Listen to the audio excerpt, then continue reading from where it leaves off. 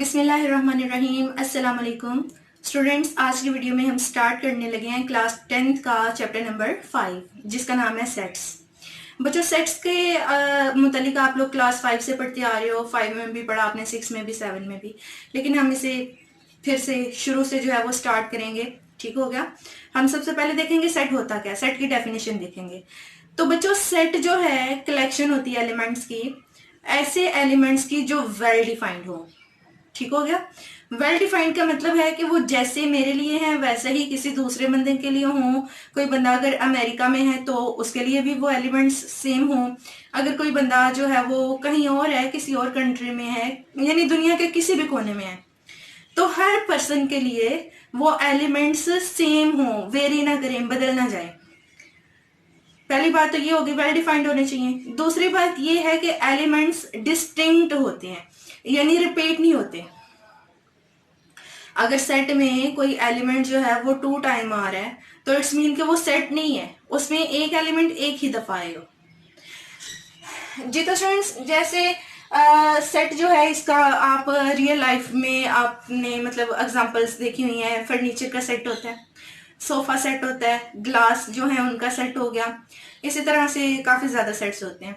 तो कुछ mathematical sets जो हैं इनके नाम मैंने यहाँ पे लिख लिए।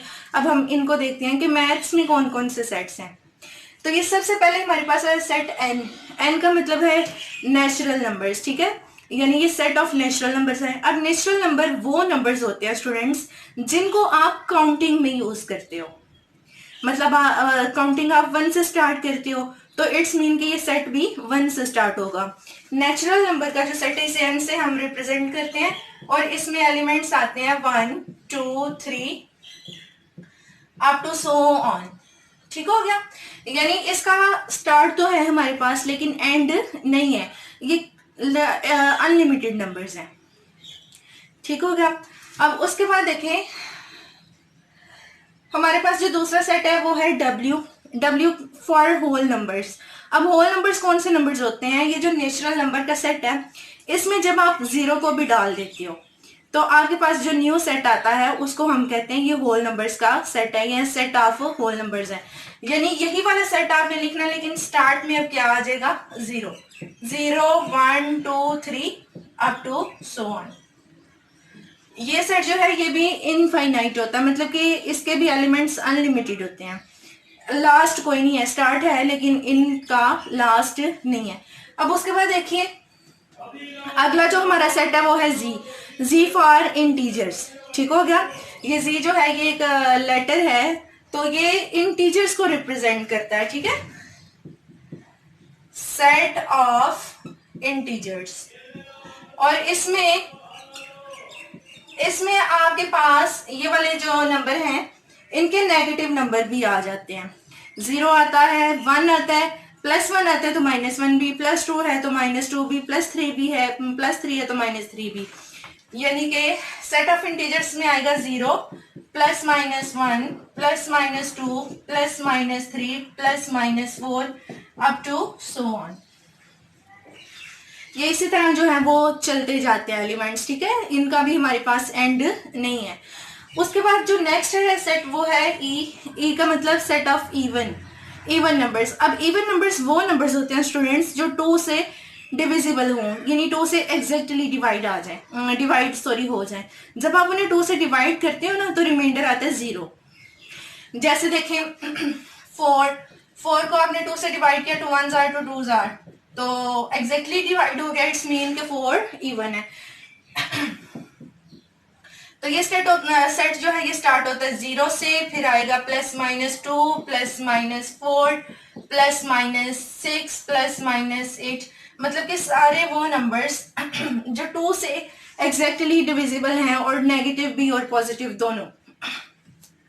उसके बाद आ जाता है ओ। ओ का मतलब है set of odd numbers. Odd number कौन से होते हैं स्टूडेंट्स?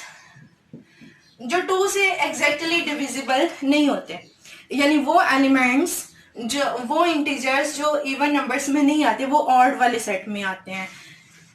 यानी +-1 +-3 +-5 +-7 अप टू सो ऑन। ठीक हो गया। उसके बाद देखिए नेक्स्ट हमारे पास जो सेट है ये है set of prime numbers. Prime number students ऐसे नंबर्स होते हैं जिनके मैक्सिमम 2 फैक्टर्स होते हैं। मैक्सिमम 2 फैक्टर्स होते हैं, ये आपने बड़े ध्यान से सुननी है बात। 2 ही फैक्टर होते हैं, और वो 2 फैक्टर कौन से होते हैं? एक तो होता है 1 और एक होता है वो नंबर खुद। जैसे एग्जांपल आपको देती हूँ 3, तो 3 देखिए 3 1 के टेबल में आता है और अपने टेबल में आता है। इट्स मीन के 3 के सिर्फ 2 ही फैक्टर्स हैं। इसी तरह 2 को आप देख लें तो 1 और 2, सिर्फ 2 जो है वो 1 के टेबल में आता है और 2 के टेबल में आता है और किसी टेबल में नहीं आता। इट्स मीन कि इसका कोई और फैक्टर 2 का नहीं है। इसी तरह से आप देख सकते हो 5, तो 5 भी 1 के टेबल में आता है और अपने टेबल में आता है, किसी और टेबल में नहीं आता। इट्स मीन के 5 भी एक प्राइम नंबर है। तो प्राइम नंबर्स के हवाले से एक और इम्पोर्टेंट बात आपको बता दूं, ये जो नंबर है 1, ये ना तो प्राइम है ना ही ये कंपोजिट है। ये ऐसा नंबर है जो प्राइम भी नहीं है कंपोजिट भी नहीं है। अभी कंपोजिट का यहाँ पे लिखा भी नहीं हुआ, मैं कंपोजिट का आपको बता देती हूँ। वो नंबर्स जो प्राइम नंबर्स के सेट में नहीं आते वो कंपोजिट होते हैं, यानी कि इनके फैक्टर्स जो हैं वो 2 से ज्यादा होते हैं, मोर देन 2। जैसे 4 हो गया, तो 4 के फैक्टर्स अगर आप चेक करें 1 के टेबल में भी आता है, 2 के टेबल में भी आता है, 4 के, यानी 3 फैक्टर्स हो गए ना। इट्स मीन के 4 जो है ये प्राइम नंबर नहीं है, ये कंपोजिट नंबर है। तो 1 एक ऐसा नंबर है जो ना तो प्राइम है ना ही कंपोजिट है, क्योंकि इसका सिर्फ एक ही फैक्टर है। इसके ना तो फैक्टर्स हैं 2 और ना ही 2 से ज्यादा। इट्स मीन के 1 आपके पास एक ऐसा नंबर है जो ना तो प्राइम है ना ही कंपोजिट है। जी तो स्टूडेंट्स, प्राइम नंबर के सेट में हमारे पास सबसे पहला जो नंबर है वो आता है 2, उसके बाद आता है 3, उसके बाद प्लस माइनस भी आप लगा सकते हो, प्लस माइनस 3 है, plus minus 5, plus minus 7, plus minus 11, plus minus 13, plus minus 17, plus minus 19 up to so on. यानी सारे वो नंबर्स जिनके सिर्फ 2 ही फैक्टर्स होते हैं, 1 और एक नंबर खुद। उसके बाद देखते हैं स्टूडेंट्स अगला जो हमारा सेट है, set of quotients, Q for set of quotients. तो इसमें वो नंबर्स आते हैं जो रेशनल होते हैं, ठीक है। रेशनल मीन कि पी बाई क्यू की फॉर्म में जिन्हें लिखा जा सकता है, पी बाई क्यू की फॉर्म में इन्हें लिखा जा सकता है। पी जो है वो भी एक इंटीजर होता है, क्यू जो है वो भी एक इंटीजर होता है और क्यू 0 नहीं होता। तो ऐसे नंबर्स को हम कहते हैं कि ये रेशनल नंबर्स हैं, और इनको जब आपने बताना होता है ना तो यहाँ पे आप एलिमेंट्स नहीं लिखते। एलिमेंट्स स्टूडेंट्स आप इसलिए नहीं लिखते क्योंकि आपको रेशनल नंबर्स का ऑर्डर आपको पता ही नहीं होता। मतलब आपको पता ही नहीं है पहला नंबर क्या है और पहले से अगला क्या है, उससे अगला क्या है, उससे। यहाँ पे तो देखें हमें पता है ना, पहला नेचुरल नंबर 1 है, दूसरा 2 है, तीसरा 3 है। यहाँ पे हमें पता है पहला होल नंबर 0, दूसरा 1, तीसरा 2, इंटीजर्स में भी, बाकी सब में हमें पता है। लेकिन जो आपके रेशनल नंबर्स हैं उनमें आपको पता ही नहीं है कि पहला रेशनल नंबर क्या है, उससे अगला क्या है, उससे अगला क्या है। तो इसलिए जो रेशनल नंबर्स हैं इनको हम ऐसे बताते हैं कि ये वो नंबर होते हैं पी बाई क्यू की फॉर्म में होते हैं, ठीक है। Such that p q belongs to integers. P और क्यू जो हैं ये दोनों इंटीजर्स होते हैं, यानी ये वाले नंबर्स होते हैं। And q not equal to 0, q is not equal to 0। याद रखें स्टूडेंट्स, डिनोमिनेटर जो है ना वो इसमें कभी भी 0 नहीं होता, क्योंकि अगर डिनोमिनेटर 0 हो जाए तो नंबर तो इनफाइनाइट हो गया। आपको पता ही है इनफाइनाइट नंबर क्या होता है, ऐसे नंबर जिसका हमें पता ही नहीं कि वो है क्या, अनडिफाइंड होता है वो। तो इस वजह से हम कहते हैं कि q is not equal to 0। ये तीनों कंडीशन जब फुलफिल होंगी तो फिर आपके पास जो नंबर है वो रेशनल नंबर होगा।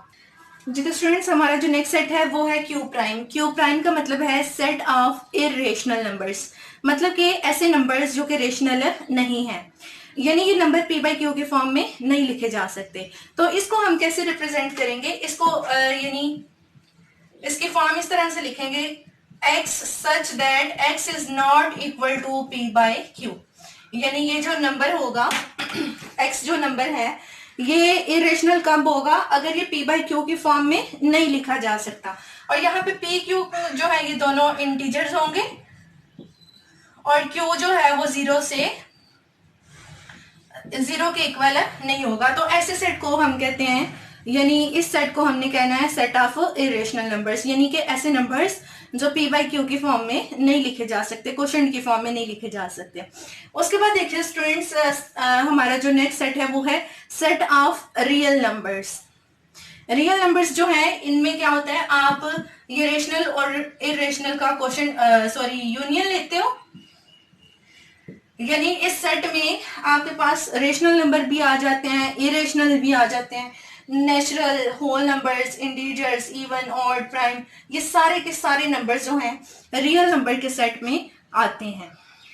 तो ये हमारा जो है ये बड़ा सेट होता है, इन सबसे बड़ा। इससे भी एक बड़ा सेट है जिसको मैंने यहाँ पे मेंशन नहीं किया क्योंकि आपकी बुक में मेंशन नहीं है, तो वो सेट है सेट ऑफ कॉम्प्लेक्स नंबर्स। उसमें ये जो रियल नंबर्स हैं ये भी आ जाते हैं और जो रियल नहीं है वो भी आ जाते हैं। तो इस वजह से हम उसको कहते हैं सेट ऑफ कॉम्प्लेक्स नंबर, जो कि सबसे बड़ा सेट है एलिमेंट्स का या नंबर्स का कह लें। ठीक हो गया? तो ये थे स्टूडेंट सेट्स। अब हम देखते हैं कि सेट्स पे हम कौन कौन सा ऑपरेशन परफॉर्म कर सकते हैं। जैसे नंबर्स पे हम करते हैं ना प्लस माइनस का या मल्टीप्लाई डिवीजन, तो सेट्स पे भी कुछ ऑपरेशन परफॉर्म कर सकते हैं, देख लेते हैं उन्हें।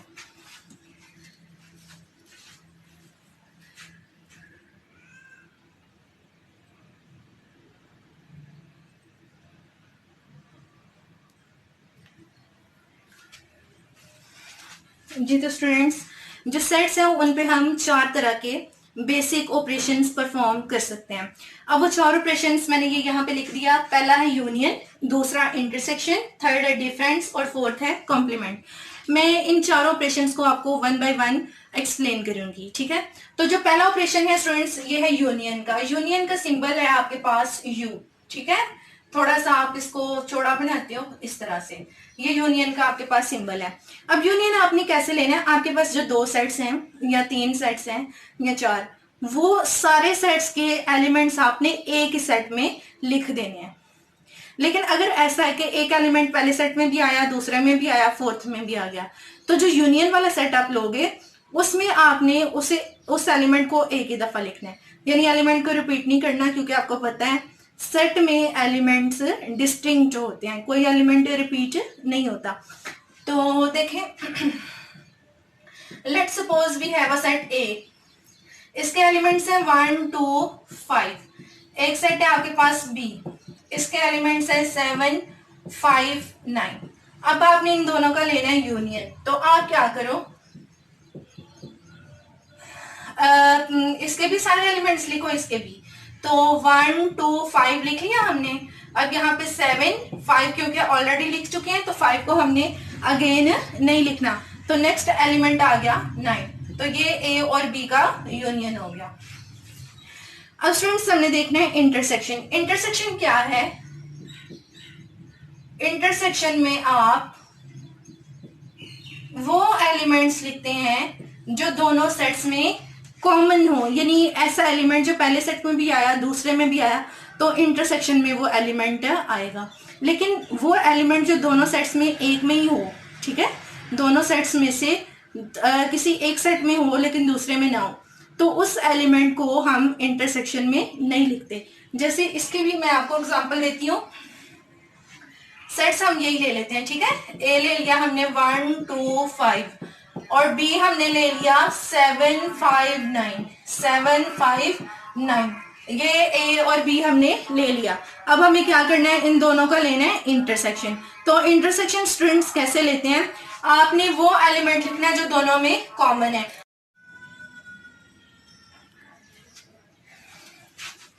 जी तो स्टूडेंट्स, नेक्स्ट ऑपरेशन जो हम सेट्स पे परफॉर्म कर सकते हैं ये ऑपरेशन है डिफरेंस का।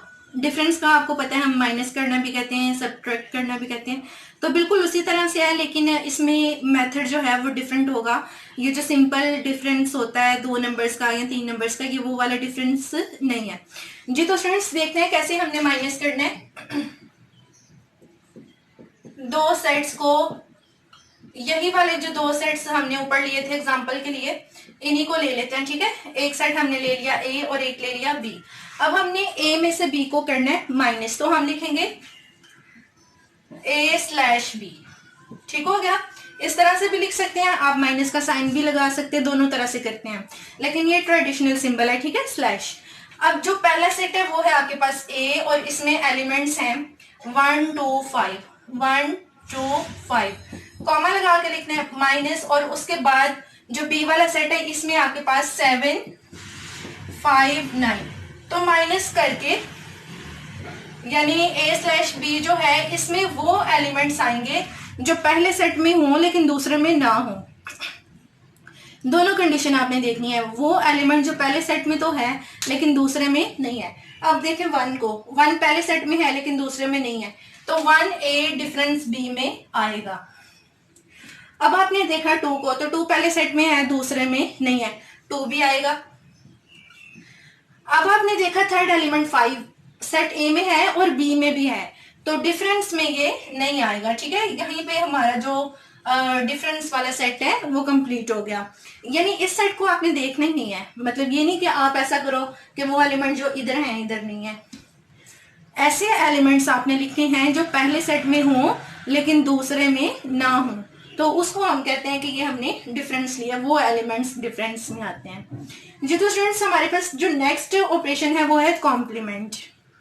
अब कॉम्प्लीमेंट क्या होता है, इसमें भी काम हमने डिफरेंस का ही करना है, ठीक है, लेकिन आपने यहाँ पे कॉम्प्लीमेंट में से जो कॉम्प्लीमेंट में जो आपने डिफरेंस लेना होता है ना, वो आप एक स्पेसिफिक सेट से लेते हो और वो सेट होता है यूनिवर्सल सेट। यानी आपको जो सेट दिया गया है उस सेट का आपने, मतलब जिस भी सेट का आपने कॉम्प्लीमेंट लेना है उसको आप उसके यूनिवर्सल सेट में से माइनस कर दो। जैसे देखें आपके पास है यूनिवर्सल सेट 1 2 3 से लेके 10 तक, आपने माइनस करना है, सॉरी एक सेट में आपको दे देती हूँ बी, इसमें एलिमेंट्स हैं 5 7 9। आपको मैं कहती हूँ बी का कॉम्प्लीमेंट फाइंड आउट करें, तो बी का कॉम्प्लीमेंट होगा u माइनस बी, मतलब u में से आप b को माइनस कर दो। यूनिवर्सल सेट में से उस सेट को माइनस करना है जिसका आप कॉम्प्लीमेंट लेते हैं। यानी अगर आपके पास b की जगह है x कॉम्प्लीमेंट, तो आप क्या करोगे u माइनस एक्स, u में से x को माइनस कर दो। आपने z का कॉम्प्लीमेंट लेना है तो u माइनस z, यानी हमेशा u पहले और जिस सेट का कॉम्प्लीमेंट लेना है उसको आपने बाद में लिखना है। तो यहाँ पे अब हम लिखेंगे 1 2 3 अप टू 10, माइनस करना है आपने बी वाले सेट को, बी वाला सेट है 5 7 9 जी। तो स्टूडेंट्स देखें, जब आपने माइनस करना है डिफरेंस लेना आपको आता है, वो एलिमेंट जो पहले सेट में हो दूसरे में ना हो, तो 1 पहले में है दूसरे में नहीं है, इधर आ गया, 2 पहले में है दूसरे में नहीं है, 3 पहले में है दूसरे में नहीं, 4 5 पहले सेट में भी है दूसरे में भी है, तो 5 इधर नहीं आएगा। 6 को देखें, 7 इधर है उधर भी है तो 7 भी नहीं आएगा, 8 इधर है लेकिन उधर नहीं है, 8 आएगा, 9 इधर है उधर भी है तो 9 इस सेट में नहीं आएगा कॉम्प्लीमेंट वाले सेट में। 10 देखें, पहले सेट में है दूसरे में नहीं है तो 10 आ जाएगा जी। तो स्टूडेंट्स ये आपके पास आ गया है बी का कॉम्प्लीमेंट, कॉम्प्लीमेंट ऑफ बी। हमने जो मेन ऑपरेशंस हैं सेट्स पे परफॉर्म किए जाने वाले उनको समझ लिया, ठीक है। अब हम एक्सरसाइज इंशाल्लाह करेंगे नेक्स्ट वीडियो में, तब तक के लिए अल्लाह हाफिज।